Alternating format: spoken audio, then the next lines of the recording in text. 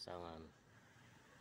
Dalang po kasi kumalibot dito sa Santa Rosa Public Cemetery. Wala nung namatay po yung tatay ko, hindi na po ako nalibot. Kaya po dito po tayo para dumalaw. Yan. Para po nagpagawa po kasi ng lapida ang ate ko, para verify ko lang po kung nagawa na yung lapida. Kaya po ako napadaan dito. Sa totoo lang po, hindi naman na po mararamdaman ng patay ang kung ano po ang dalin nyo. Dahil ang taong namatay, pagkapatay na, patay na. Hindi na po siya nakakaramdam. Kaya hanggat maaga, nabubuhay man ang mahal mo sa buhay,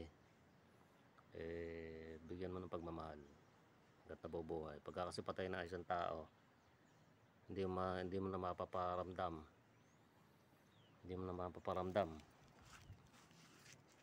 yung tunay yung pagmamahal. Kaya hanggat maaga nabubuhay ang ating mga magulang, mahalin po natin, bigay po natin kung hanggat sa makakaya po natin, unawain. At marami nga po dyan na iba na matanda na, binabastos pa.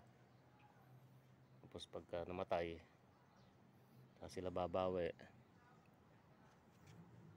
nagdagang kandila, bibigyan ng pagkain. Paano kakain yan? Patay na nga. Kaya po ako kasi hindi ako naniniwala may bumabalik pang hindi po ako naniniwala may bumabalik pang kaluluwa.